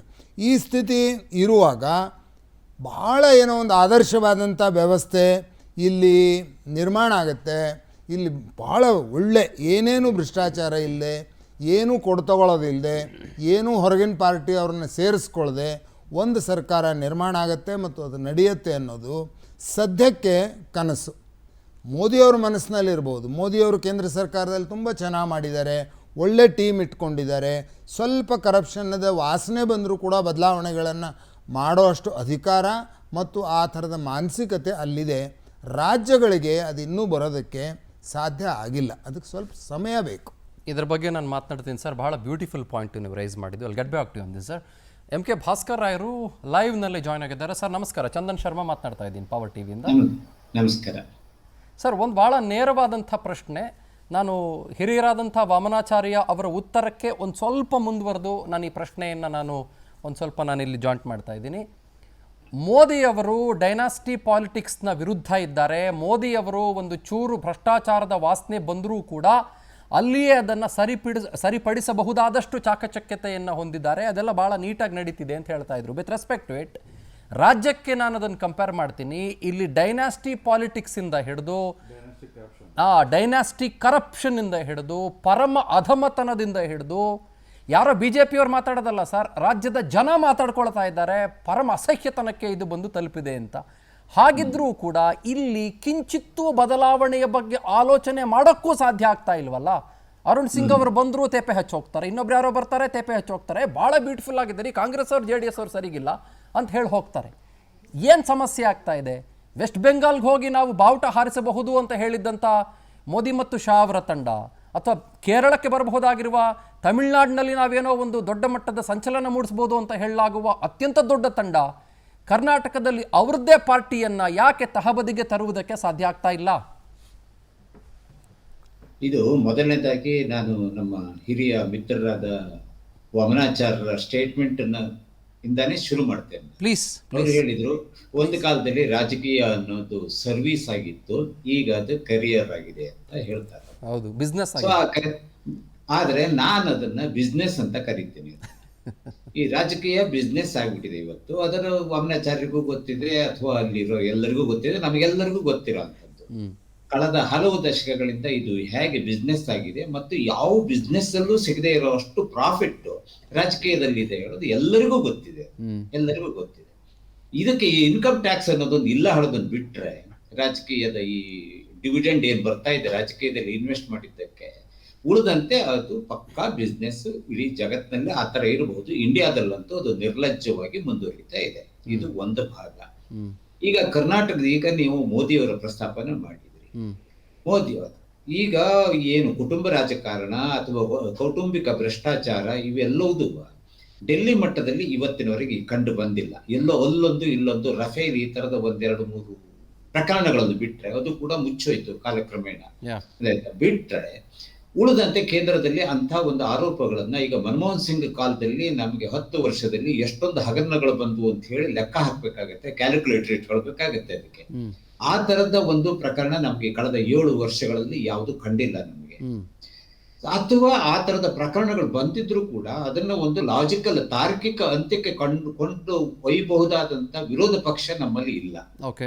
ಸೊ ಅದನ್ನ ಮಾಡೋದು ಸಾಧ್ಯ ಆಗಿಲ್ಲ. ಹಾಗಾಗಿ ನಾವು ಅದನ್ನ ಅಲ್ಲಿ ಬಿಟ್ಟು ಈಗ ರಾಜ್ಯಕ್ಕೆ ಬರೋಣ. ಈಗ ಕರ್ನಾಟಕದಲ್ಲಿ, ದಕ್ಷಿಣ ಭಾರತದಲ್ಲಿ ಏಕೈಕ ಸರ್ಕಾರ ಬಿಜೆಪಿ ಸರ್ಕಾರ ಇದಿದೆ. 2008ರಲ್ಲಿ ಇದು ನಮ್ಮಲ್ಲಿ ಅಸ್ತಿತ್ವಕ್ಕೆ ಬಂತಲ್ಲ. 2008ರಲ್ಲೂ ಯಡಿಯೂರಪ್ಪನವರೇ ಮುಖ್ಯಮಂತ್ರಿ ಆಗಿತ್ತು. ಆವಾಗ ಅವರೊಂದು ಸ್ಟೇಟ್ಮೆಂಟ್ ಮಾಡಿದ್ರು, ಚುನಾವಣೆಗೆ ಹೋಗೋದಕ್ಕಿಂತ ಮುಂಚೆ ಗೆಲ್ಲುವುದೊಂದೇ ಮಾನದಂಡ ಹೇಳ ಮಾತನಾಡಿದ್ರು. ಗೆಲ್ಲುವುದೊಂದೇ ಮಾನದಂಡ. ಆ ಸ್ಲೋಗನ್ ಅದುವರೆಗೆ ಬಿಜೆಪಿಗೆ ಬಂದಿರಲಿಲ್ಲ. ಅವರು ಆ ಸ್ಲೋಗನ್ ಮಾಡೋದ್ರ ಮೂಲಕ ಯಾರ್ಯಾರಿಗೆ ಗೆಲ್ಲುವ ಸಾಮರ್ಥ್ಯ ಇದೆ, ಗೆಲ್ಲುವ ಸಾಮರ್ಥ್ಯ ಅಂದ್ರೆ ಏನು, ಜಾತಿ ಬಲ, ಹಣ ಬಲ, ತೋಳುಬಲ ಇತ್ಯಾದಿಗಳು. ಈ ಬಲಗಳು ಯಾರ್ಯಾರಿಗೆ ಇದೆಯೋ ಅಂಥವ್ರನ್ನ ತಂದು ಯಾವುದೇ ಪಾರ್ಟಿಯಲ್ಲಿ ಇದ್ರೂ ಪರವಾಗಿಲ್ಲ, ನಮ್ಮಲ್ಲಿ ಅವ್ರು ಬಂದು ಬಿಜೆಪಿ ಟಿಕೆಟ್ ಹಿಡಿದು ಗೆದ್ರೆ ಸಾಕು ಅನ್ನೋದು ಒಂದು ಗೆಲುವೊಂದೇ ಮಾನದಂಡ ಹೇಳಿದ್ರೆ ಹಿಂದಿದ್ದ ಒಂದು ನೀತಿಯಾಗಿತ್ತು, ಸಿದ್ಧಾಂತ ಆಗಿತ್ತು. ಯಡಿಯೂರಪ್ಪನವರು ಟು ಸಮ್ ಎಕ್ಸ್ಟೆಂಟ್ ಅದರಲ್ಲಿ ಸಕ್ಸಸ್ ಆದ್ರು. 113 ಸೀಟ್ ಗೆಲ್ಲಿಕ್ ಆಗ್ಲಿಲ್ಲ ಅವ್ರಿಗೆ, 108 9 ಬಂತು ಆವಾಗ, ನಿಮ್ಗೆ ನೆನಪಿರು. ಸೊ ಅಲ್ಲಿಂದ ಶುರುವಾಯಿತು ನಮ್ಮ ರಾಜ್ಯದಲ್ಲಿ ಈ ಆಪರೇಷನ್ ಕಮಲ ಅಂತ ಹೇಳಿ. ಇದುವರೆಗೆ ಗೆಲ್ಲುವುದೊಂದೇ ಮಾನದಂಡ ಹೇಳೋದು ಹೇಗೆ ರಾಷ್ಟ್ರೀಯ ಮಟ್ಟದಲ್ಲಿ ಬಿಜೆಪಿಯಲ್ಲಿ ಇರ್ಲಿಲ್ವೋ ಅದೇ ರೀತಿ ಆಪರೇಷನ್ ಕಮಲ ಅನ್ನೋದು ಕೂಡ ಇರಲಿಲ್ಲ. ಅದೇ ಇಲ್ಲಿ ಶುರುವಾಯ್ತು, ಆಪರೇಷನ್ ಕಮಲ ಶುರುವಾಯ್ತು. ಅಲ್ಲಿಂದ ಇಲ್ಲಿವರೆಗಿನ ಬೆಳವಣಿಗೆಗಳಲ್ಲಿ ಗೆಲ್ಲುವುದೊಂದೇ ಮಾನದಂಡ ಮತ್ತು ಆಪರೇಷನ್ ಕಮಲ ಇದರ ಆಧಾರದ ಮೇಲೆ ಬಂದಿತ್ತು ನಾವು ನೋಡ್ತಾ ಇರೋಂತ ಬಿಜೆಪಿಯ ಆಳ್ವಿಕೆ. ಈ ರಾಜ್ಯದಲ್ಲಿ ಜನಕ್ಕೆ ವಿರೋಧ ಪಕ್ಷ ಅಂತ ಅನ್ನೋದು ಇದೆ ಅಂತ ಹೇಳೋದ್ರ ಬಗ್ಗೆ ಸಣ್ಣ ಗುಮಾನಿಗಳೆಲ್ಲ ಇದಾವೆ, ನನಗೂ ಇದಾವೆ ಆ ಗುಮಾನಿಗಳು. ಆ ವಿರೋಧ ಪಕ್ಷ ಇದ್ರೆ ಏನ್ ಮಾಡ್ತಿದಾವೆ ಅಂತ ಹೇಳೋದು ನಾವು ನೋಡ್ಬೇಕಾಗಿದೆ. ಸ್ಟೇಟ್ಮೆಂಟ್ ಇಶ್ಯೂ ಮಾಡ್ತಾರೆ, ಟ್ವೀಟ್. ಇವತ್ತು ಬಹಳ ಸದೃಢವಾದ ವಿರೋಧ ಪಕ್ಷ ಇದೆ, ಬಹಳ ಸಂಖ್ಯಾಬಲ ಬಹಳ ದೊಡ್ಡದಿದೆ. ಎರಡು ವಿರೋಧ ಪಕ್ಷ ಸೇರಿಸ್ಬಿಟ್ರೆ ಅವರು 100 ದಾಟ್ತಾರೆ, ಎರಡು ಸೇರಿಸಿದ್ರೆ. ವಿರೋಧ ಕಾಣಿಸ್ತಾ ಇಲ್ಲ, ಸಂಖ್ಯಾಬಲ ಇದೆ. ಅವರ ಮಾತಿನಲ್ಲಿ ವಿರೋಧನೇ ವ್ಯಕ್ತವಾಗ್ತಾ ಇಲ್ಲ. ವಿರೋಧವೇ ಈಗ ಉದಾಹರಣೆಗೆ ನಮ್ಮಲ್ಲಿ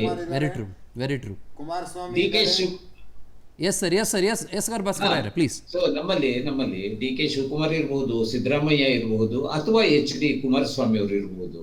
ಅವರು ವ್ಯಕ್ತಿಗತವಾಗಿ ಒಂದು ಸಣ್ಣ ಪುಟ್ಟದಾಗಿ ಸ್ಟೇಟ್ಮೆಂಟ್ ಮಾಡೋದ್ರ ಮೂಲಕ ಹೋದ್ರೆ ನೋಡಿ, ವಿರೋಧ ಪಕ್ಷದಲ್ಲಿದ್ದಾಗ ಯಡಿಯೂರಪ್ಪನವರು, ನಾನು ಹೇಳ್ಬೇಕು, ವಾಮನಾಚಾರ್ಯರಿಗೆ ಚೆನ್ನಾಗಿ ಗೊತ್ತಿದೆ, ಅದು ರೇಷ್ಮೆ ಅವರಿಗೂ ಗೊತ್ತಿರಬೇಕು. ಅವರು ವಿರೋಧ ಪಕ್ಷದ ನಾಯಕರಾಗಿದ್ದಾಗ ಅಥವಾ ಬಿಜೆಪಿ ಅಧ್ಯಕ್ಷರಾಗಿದ್ದಾಗ ಅವರು ಬೆಂಗಳೂರಿನಲ್ಲಿ ಒಂದು ಧರಣಿಯನ್ನ ಮಾಡ್ತಾರೆ ಅಂದ್ರೆ ಹಿಂದಿನ ದಿವಸ ಎಲ್ಲ ಜಿಲ್ಲಾ ಕೇಂದ್ರಗಳಿಗೆ ಮೆಸೇಜ್ ಹೋಗಿರ್ತಿತ್ತು, ನಾಳೆ ಬೆಳಗ್ಗೆ 11 ಗಂಟೆಗೆ ಜಿಲ್ಲಾ ಕಚೇರಿ ಎದುರುಗಡೆ ನೀವು ಪ್ರತಿಭಟನೆಯನ್ನ ನಡೆಸಬೇಕು. 3 ಜನ ಇರ್ತಿರೋ, 30 ಜನ ಇರ್ತಿರೋ, 300 ಜನ ಇರ್ತಿರೋ ಗೊತ್ತಿಲ್ಲ, ಪ್ರತಿಭಟನೆ ನಡೀಬೇಕು ಅಂತ. ನನಗೆ ಬಿಜೆಪಿನಲ್ಲಿ ಬಹಳ ವರ್ಷದಿಂದ ಇರುವಂತ, ಜನಸಂಘದ ಕಾಲದಿಂದ ಇರುವಂತ ಸ್ನೇಹಿತರು ಕೆಲವರು ಇದ್ದಾರೆ. ಅವ್ರು ಹೇಳ್ತಾರೆ, ಬಿಜೆಪಿಗೆ ಯಡಿಯೂರಪ್ಪ ಅಧ್ಯಕ್ಷರಾಗಿದ್ದ ಸಂದರ್ಭದಲ್ಲಿ ನಮಗೆ ನಿದ್ರೆ ಮಾಡೋದಕ್ಕೆ ಅವಕಾಶ ಇರಲಿಲ್ಲ ಅಂತ. ಆಮೇಲೆ ಬಂದ ಅವರು ಸಂಘಟನೆಯನ್ನ ಮರೆತರು. ಹಾಗಾಗಿ ಏನಾಯ್ತು, ಯಡಿಯೂರಪ್ಪ ಬಿಟ್ರೆ ಬೇರೆಯವರಿಗೆ ಸಂಘಟನೆ ಮಾಡೋಕ್ ಸಾಧ್ಯ ಇಲ್ಲ ಅನ್ನೋಂಥ ಸ್ಥಿತಿ ನಿರ್ಮಾಣ ಆಯ್ತು. ಆ ಸ್ಥಿತಿ ನಿರ್ಮಾಣ ಆಗಿತ್ತು. ನಂತರದಲ್ಲಿ ಅವರು ಪಕ್ಷವನ್ನ ತಂದು ಹೇಳಿ ತಿಳಿದ್ರು, ಸಹಜವಾಗಿ ತಂದು ಹೇಳಿ ತಿಳಿದ್ರು. ತಂದು ಆಗಿರೋದು ಎಲ್ಲಿ ಹಂಚಬೇಕು, ಅದು ತನ್ನ ಪಕ್ಷಕ್ಕೆ, ತನ್ನ ಕುಟುಂಬಕ್ಕೆ ಸೇರಿದ್ದಾಗಿರಬೇಕು.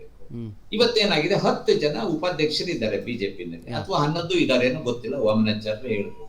10 ಇನ್ನು 9 ಹೆಸರನ್ನ ನಮ್ಗೆ ಹೇಳಕ್ ಸಾಧ್ಯವಾ? ಅದ್ಯಾಕೆ ಇವ್ರನ್ನ ಮಾತ್ರ ಡೆಲ್ಲಿಗೆ ಕರೀತಾರೆ ಅವರು? ಉಳಿದ 9 ಜನ ಉಪಾಧ್ಯಕ್ಷರು ಏನ್ ಮಾಡ್ತಾರೆ ಅವರು? ಎಲ್ಲಿದ್ದಾರೆ ಅವರು? ಅವ್ರ ಹೆಸರು ವಿಳಾಸ ನಮಗೆ ಗೊತ್ತಿಲ್ವಲ್ಲ. ಅಂದ್ರೆ ಪಕ್ಷದಲ್ಲಿ ಎಲ್ಲೋ ಒಂದು ಕಡೆಯಲ್ಲಿ ಕೇಂದ್ರೀಕೃತ ವ್ಯವಸ್ಥೆ ಅನ್ನೋದೊಂದು ಅಂತರಂಗ ಬಹಿರಂಗ ಅಂತ ಹೇಳಿ ರೇಷ್ಮೆ ಅವರು ಹೇಳ್ತಾ ಇದ್ದಾರೆ. ಭಾಸ್ಕರ್ ರಾವ್, ಇದು JDS ನಲ್ಲಿ ಮಾತ್ರ ಬಹಳ ಪಾರದರ್ಶಕವಾಗಿದೆ. ರಾಷ್ಟ್ರೀಯ ಅಧ್ಯಕ್ಷರು ಅವರೇ, ರಾಜ್ಯಾಧ್ಯಕ್ಷರು ಅವರೇ, ಯುವ ರಾಜ್ಯಾಧ್ಯಕ್ಷರು ಅವರೇ. ಅದು ಬಿಡಿ, ಅದ್ರ ಬಗ್ಗೆ ಬೇರೆ ಒಂದು ಚರ್ಚೆ ಮಾಡೋ ಅಷ್ಟು ಬೇಕಾದಷ್ಟು ಸರ್ಕಿದೆ ಅದ್ರ ಬಗ್ಗೆ. ಸೊ ಇಲ್ಲಿ ಏನಾಗಿದೆ, ಕೇಂದ್ರ ಸರ್ಕಾರಕ್ಕೆ ಯಾಕೆ ಆಗ್ತಾ ಇಲ್ಲ? ಈಗ ಮೋದಿಯನ್ನು ಅಷ್ಟೊಂದು ಪವರ್ಫುಲ್ ಅಂತ ಹೇಳಿ ಹೇಳ್ತೇವೆ, ಅಮಿತ್ ಶಾ ಅಷ್ಟೊಂದು ಪವರ್ಫುಲ್ ಅಂತ, ಹೌದಾ? ಹಾಗಾದ್ರೆ ಅವ್ರಿಗೆ ಯಾಕೆ ನಿಯಂತ್ರಣ ಮಾಡಕ್ ಆಗ್ತಾ ಇಲ್ಲ? ನೋಡಿ, ಕರ್ನಾಟಕ, ನಾನು ಮೊನ್ನೆ ಹೇಳ್ತಾ ಇರೋದು, ಕರ್ನಾಟಕದಲ್ಲಿ ಪಾಲಿಟಿಕ್ಸ್ ನಿಂತಿರೋದು ಜಾತಿ ಆಧಾರದ ಮೇಲೆ, ಇಲ್ಲಿ ಬೇರೆ ಏನೂ ಇಲ್ಲ. ಯಾವ ಜಾತಿ? ಕಾಂಗ್ರೆಸ್ 2 ಜಾತಿ ಆಧಾರದ ಮೇಲೆ ನಿಂತಿದೆ, ಒಂದು ಕುರುಬ ಸಮುದಾಯ, ಮತ್ತೊಂದು ಒಕ್ಕಲಿಗ ಸಮುದಾಯ. ದೇವೇಗೌಡರ ಪಕ್ಷ ಒಕ್ಕಲಿಗ ಸಮುದಾಯದ ಕಂಬದ ಮೇಲೆ ನಿಂತಿದೆ, ಬಿಜೆಪಿ ಲಿಂಗಾಯತ ಕಂಬದ ಮೇಲೆ ನಿಂತಿದೆ. ಈಗ ಲಿಂಗಾಯತ ಕಂಬನ ಎಷ್ಟು ಬಲವಾಗಿ ಊರಿದ್ದಾರೆ ಅವರು ಅಂತಂದ್ರೆ, KJP ಕಟ್ಟಿ ಅವರು 2013ರಲ್ಲಿ ಹೊರಗಡೆ ಹೋಗಿ ಬಿಜೆಪಿಗೆ ಅಷ್ಟೆಲ್ಲ ಹೀನಾಯ ಸೋಲಾಗ ಹಾಗೆ ಮಾಡಿದವ್ರನ್ನ ಅನಿವಾರ್ಯ ಅಂತ ಹೇಳಿ ಕರ್ಕೊಂಡು ಬಂದಿದ್ದು ಬಿಜೆಪಿ ನಾಯಕತ್ವ ತಾನೆ. ಈಗ ನೀವು ಹೇಗ್ರಿ, ಅವತ್ತು ನಮಗ್ ಬೇಕು ಅಂತ ಹೇಳಿ ಕರ್ಕೊಂಡು ಬಂದು ಇವತ್ತು ಜಾಗ ಖಾಲಿ ಮಾಡು ಅಂತಂದ್ರೆ ಮಾಡ್ಬಿಡ್ತಾರೆ ಅವ್ರ ಸುಲಭಕ್ಕೆ. ಇದೇ ಯಡಿಯೂರಪ್ಪನವರು KJP ಕಟ್ಟುವಾಗ ಬಿಜೆಪಿಯನ್ನ ನಿರ್ನಾಮ ಮಾಡುವುದೇ ನನ್ನ ಮುಂದಿನ ಗುರಿ ಎಂದು. ಅಲ್ಲ, ಅವ್ರು ಹೇಳಿದ ಸ್ಟೇಟ್ಮೆಂಟ್ ನೋಡಿ, ಬಿಜೆಪಿ ಮುಕ್ತ ಕರ್ನಾಟಕ. ಹೌದು, ಅಲ್ಲಿ ಮೋದಿ ಮತ್ತೆ ಅಮಿತ್ ಶಾ ಕಾಂಗ್ರೆಸ್ ಮುಕ್ತ ಕರ್ನಾಟಕ ಹೇಳಿದ್ರೆ, ಯಡಿಯೂರಪ್ಪನವರು ಇಲ್ಲಿ ಬಿಜೆಪಿ ಮುಕ್ತ ಕರ್ನಾಟಕ ಅಂದ್ರು. ಭಾಸ್ಕರ್ ರಾವ್, ಈ ವಿಚಾರದಲ್ಲಿ ಆ ಶಿಕಾರಿಪುರದ ಪಕ್ಕದ ಕ್ಷೇತ್ರದ ಸೊರಬದ ನಾಯಕರಿದ್ರಲ್ಲ, ಬಂಗಾರಪ್ಪನ, ಅವರು ಅಷ್ಟೇ ನಾನು ಇಲ್ದಿದ್ರೆ ಕಾಂಗ್ರೆಸ್ನ ಸರ್ವನಾಶ ಮಾಡ್ತೀನಿ ಅಂತ 2 ಸಾರಿ ಮಾಡಿ ತೋರಿಸಿದ್ರು. ಬೇರೆ ಬೇರೆ ಕಾಲಘಟ್ಟಗಳಲ್ಲಿ ಬಂಗಾರಪ್ಪನವ್ರದ್ದು ಅದೇ ಧೋರಣೆ ಇರ್ತಿತ್ತು. ಹೌದು ಹೌದು ನನಗೆ ಮರ್ಯಾದೆ ಕೊಡೋರು, ನೀವು ನನ್ನ ಜೊತೆಗೆ ಸರ್ವನಾಶ ಆಗಿ. ಸೊ ಈಗ ಏನಾಗಿದೆ, ಇಲ್ಲಿ ಯಡಿಯೂರಪ್ಪನವ್ರನ್ನ ಅಲ್ಲಾಡ್ಲಿಕ್ಕಾಗದೇ ಇರುವಂತ ಸ್ಥಿತಿ ನಿರ್ಮಾಣ ಆಗಿದೆ ಅಂತ ಹೇಳಿ ಹೇಳ್ತಾರೆ. ಈಗ ರೇಣುಕಾಚಾರ್ಯರು ಸಹಿ ಸಂಗ್ರಹ ಮಾಡಿದ್ದಾರೆ ಅಂತ ಹೇಳಿ ನಾವು ಓದ್ತಾ ಇದ್ದೇವೆ ಪೇಪರ್ನಲ್ಲಿ, ಅವರು ಪದೇ ಪದೇ ಹೇಳುತ್ತಾ ಇದ್ದಾರೆ. ಹೌದು, 66ನೇ ಶಾಸಕ ಯಾಕೆ ಸೈನ್ ಮಾಡಿಲ್ಲ ಅದಕ್ಕೆ ನನಗೆ ಅರ್ಥ ಆಗ್ತಾ ಇದೆ. 65ಕ್ಕೆ ನಿಂತುಬಿಟ್ಟಿದೆ. 65ಕ್ಕೆ ಯಾಕೆ ನಿಂತೋಗಿದೆ? ಸೊ ಅದು ಯಡಿಯೂರಪ್ಪನವ್ರಿನ ತಾಕೀತ್ ಬಂದ್ಮೇಲೆ ನಿಂತೋಗಿದೆ ಅಂದ್ರು. ಅದು ಸುಳ್ಳು. ಯಾಕೆಂದ್ರೆ ಯಡಿಯೂರಪ್ಪನವ್ರು ತಾಕೀತು ಬರೋದಕ್ಕೆ ಶುರು ಬಂದಿದ್ದು ಯಾವಾಗ ಅಂತಂದ್ರೆ, ಇನ್ನು ಕರ್ನಾಟಕಕ್ಕೆ ಅರುಣ್ ಸಿಂಗ್ ಭೇಟಿ ಕೊಡ್ತಾರೆ ಅನ್ನೋ ಹಂತದಲ್ಲಿ ಇನ್ನು ಅದ್ರ ಮುಂದುವರಿಸಬೇಡ ಅಂತ ಹೇಳಿ ಎಲ್ಲಿಗೆ ಕಾವು ಕೊಡಬೇಕೋ ಅಷ್ಟು ಕಾವನ್ನು ಕೊಟ್ಟಾಗಿದೆ ಅವರ ತೀರ್ಮಾನದಲ್ಲಿ ಅದನ್ನು ಮಾಡಿರೋದು. ಕರೆಕ್ಟ್.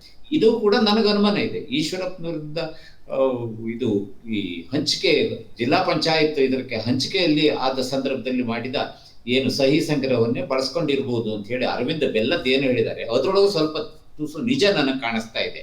ಸುಳ್ಳು ಹೇಳಕ್ ಸಾಧ್ಯ ಇಲ್ಲ. ಈ ರೇಣುಕಾಚಾರ್ಯ ಹೋದ್ರೆ ಯಾರು ಸೈನ್ ಮಾಡಕ್ ಹೋಗ್ತಾರೆ? ಯಾರು ಸೈನ್ ಮಾಡ್ತಾರೆ? ಆಮೇಲೆ ಪೊಲಿಟಿಕಲ್ ಸೆಕ್ರೆಟರಿ ಎಷ್ಟು ಮಾತಾಡ್ಬೇಕು ಎಷ್ಟು ಮಾತಾಡಬಾರ್ದು ಹೇಳೋದು ಗೊತ್ತಿರ್ಬೇಕು.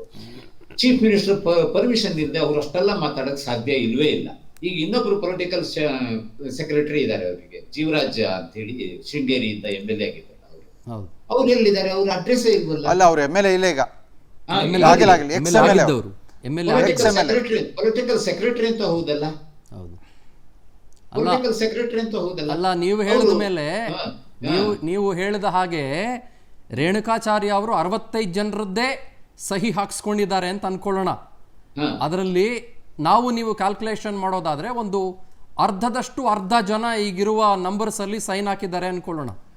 ಅದ್ರಲ್ಲ 17 ಜನ ಸೈನ್ ಹಾಕಿದ್ದಾರೆ ಅನ್ನೋದನ್ನ ಮೈನಸ್ ಮಾಡಿ ನೋಡಿದಾಗ ನಮಗೆ ಸಿಗೋದು 48ನೇ. 17 ಜನ ವಲಸಿಗರನ್ನ ತೆಗೆದು ನೋಡಿದಾಗ ಹೌದು, ಆವಾಗ ಬಿಜೆಪಿಯ ಒಟ್ಟು ಸ್ಟ್ರೆಂತ್ ಅರ್ಧಕ್ಕಿಂತ ಕಡಿಮೆ ಆಗುತ್ತೆ. ಕರೆಕ್ಟ್. ಇದು ಒಂದು ನಾವು ತಿಳ್ಕೋಬೇಕು. ದೇವರಾಜ್ ಅರಸು ಅವರು ಸರ್ಕಾರನ ಉರುಳಿಸಿ ಗುಂಡೂರಾವ್ ಚೀಫ್ ಮಿನಿಸ್ಟರ್ ಆಗ್ತಾರೆ ಹೇಳೋದು ಗೊತ್ತಿಲ್ಲ. ಆವಾಗ H. ಶ್ರೀಕಂಠಯ್ಯ ಅಂತ ಹೇಳಿ ಶ್ರವಣ ಬೆಳಗೊಳದಿಂದ ಆಯ್ಕೆ ಆಗ್ತಾ ಇದ್ದ ಒಬ್ಬ ಶಾಸಕರಿದ್ರು, ಮಂತ್ರಿಗಳಾಗಿದ್ರು, ಬಹಳ ಪವರ್ಫುಲ್ ಒಕ್ಕಲಿಗ ಲೀಡರ್ ಆಗಿದ್ರು. ಅವರು ಕಾಂಗ್ರೆಸ್ ಶಾಸಕರ ದಂಡನ್ನ ತಮ್ಮ ಜೊತೆಯಲ್ಲಿ ಕರ್ಕೊಂಡು ಹೋಗ್ತಾರೆ. ಅವ್ರಿಗೆ ಆಸೆ ಇದ್ದಿದ್ದು 90 ಜನ, ಅವತ್ತು 90 ಜನ ರಾತ್ರೋರಾತ್ರಿ ಸಾಮೂಹಿಕ ಪಕ್ಷಾಂತರ ಮಾಡಿದ್ರು.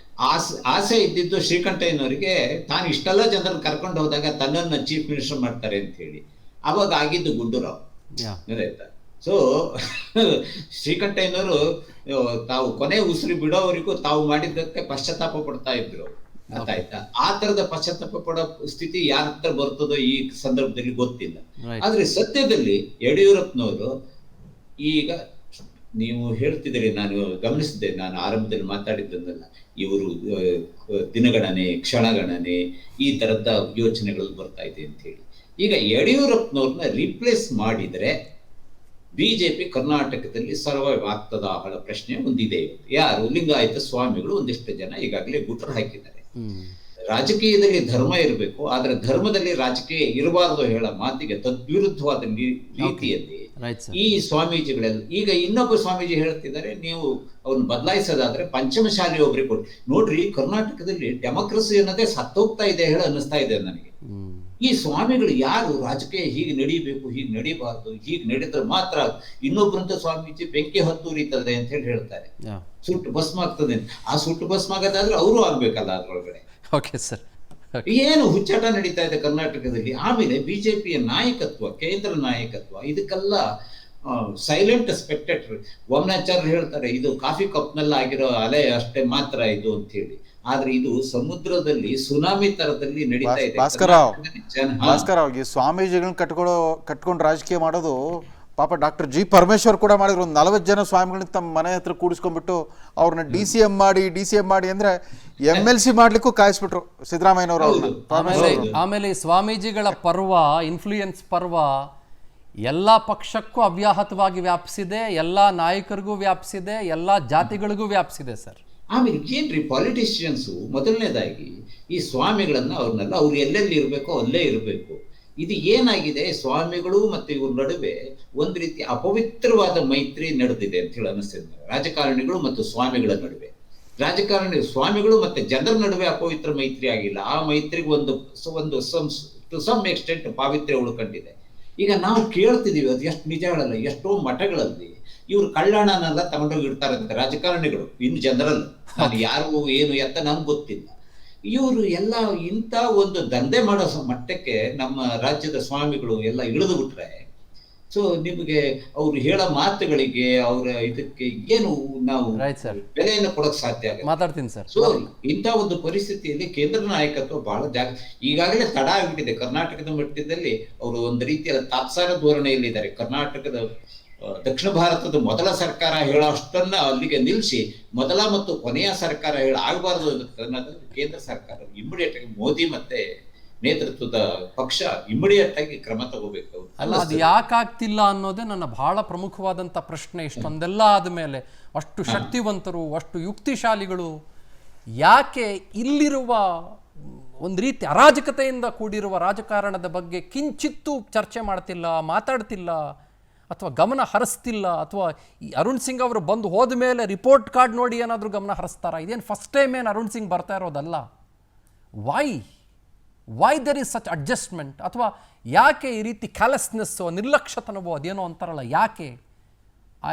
V really don't understand.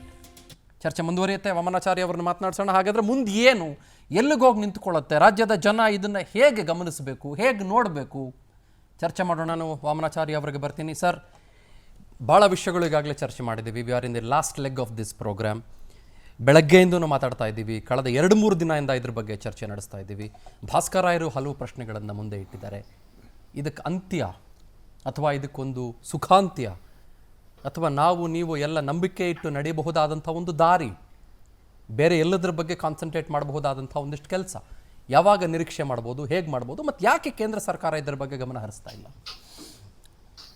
ಕರ್ನಾಟಕದಲ್ಲಿ ಇರುವಂಥ BJP ನಾನು ಈಗಾಗಲೇ ವರ್ಣಿಸಿದ ಹಾಗೆ ಒಂದು ಮುಳ್ಳಿನ ಮೇಲಿನ ಒಂದು ನಡೆಯಾಗಿದೆ. ಮುಳ್ಳು ತಂತಿ ಇದು, ಎಲ್ಲಿಟ್ಟರೂ ಕಾಲಿಗೆ ಮುಳ್ಳು ಮುಟ್ಟುತ್ತೆ. ಹೀಗಾಗಿ ತುಂಬ ಫಾಸ್ಟಾಗಿ ನಡ್ಕೊಂಡು ಹೋಗೋದಕ್ಕೆ ಕರ್ನಾಟಕದ ರಾಜಕೀಯ ಪರಿಸ್ಥಿತಿ ಇವತ್ತಿಂದು ಪೂರಕವಾಗಿಲ್ಲ. ಎರಡನೇದ್ದು, ಈಗ ಬದಲಾಗಬೇಕು ಅಂತ ಆದರೆ ನಿಮ್ಮ ಮುಂದಿರುವಂಥ ಪವರ್ಫುಲ್ ಲೀಡರ್ ಯಾರನ್ನು ಮಾಡಬೇಕು ಅಂತ ಮಾಡಿದ್ದೀರಿ? ಈಗ ಇರುವಂಥ 3-4 ಜನರನ್ನು, ವಿಶ್ವನಾಥ್ ಅವರಾಗಲಿ ಅಥವಾ ಯೋಗೀಶ್ ಅವರಾಗಲಿ, ಈ ಥರದವ್ರು ಯಾರಾದರೂ ಬಂದು ಮುಂದೆ ನಿಂತು ನಾನು ರಾಜ್ಯದ ಮುಖ್ಯಮಂತ್ರಿ ಆಗಬಲ್ಲೆ ಅನ್ನೋದನ್ನು ಕರ್ನಾಟಕದ ಜನತೆಗೆ ಕನ್ವಿನ್ಸ್ ಮಾಡಿದಾರಾ? ಅಷ್ಟು ಸಂಖ್ಯೆ ಇದೆಯಾ?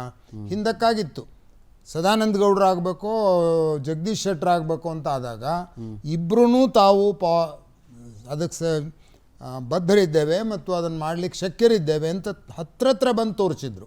ಹೀಗಾಗಿ ಒಂದು ಸಲ ಸದಾನಂದ ಗೌಡರು, 2ನೇ ಸಲ ಜಗದೀಶ್ ಶೆಟ್ಟರು ಮುಖ್ಯಮಂತ್ರಿ ಆದರು.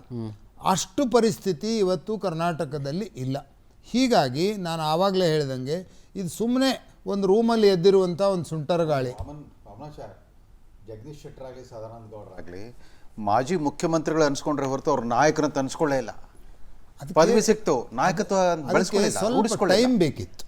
ವಿಶೇಷವಾಗಿ ಜಗದೀಶ್ ಶೆಟ್ಟರ್ಗೆ ಕಳೆ 11 ತಿಂಗಳು ಪಾಪ ಅವ್ರು ಬಂದು ಅವ್ರನ್ನ ಲೀಡರ್ಶಿಪ್ ಅಂತ ಸೆಟ್ ಮಾಡಿ ಅಂತ ನಾನು ಇವತ್ತು ನೋಡಿದ್ರಲ್ಲಿ he is one of the very practical, mild, ಯಾರ ಬಗ್ಗೆನೂ ಟೀಕೆ ಮಾಡದೆ ಎಲ್ಲರನ್ನೂ ಜೊತೆ ತಗೊಂಡು ಹೋಗುವಂಥ ಮುಖ್ಯಮಂತ್ರಿಗಳಿದ್ದಾರೆ. ಕೇಂದ್ರ ನಾಯಕತ್ವ ಮೊನ್ನೆ ಅಸ್ಸಾಂ ಚುನಾವಣೆ ಗೆಲುವಾದ ಮೇಲೆ ಅವ್ರು ಸೋನಾವಾಲಾ ಮೇಲೆ ಯಾವ ಅಪವಾದಗಳಿರಲ್ಲ, ಆಮೇಲೆ ಒಳ್ಳೆ ಆಡಳಿತನ ಕೊಟ್ಟಿದ್ದರೂ ಕೂಡ ಹಿಮಂತ್ ಬಿಸ್ವಾ ಶರ್ಮಾ ಅವರ ಪರ್ಫಾರ್ಮೆನ್ಸ್ ನೋಡ್ಬಿಟ್ಟು, electoral performance, political performance and ministerial performance ಬದಲಾವಣೆ ಮಾಡಿಬಿಟ್ರು. ಅಲ್ಲೂ ಕೋವಿಡ್ ಇತ್ತು, ಸಂಕಟ ಸ್ಥಿತಿ ಅಲ್ಲೂ ಇತ್ತು.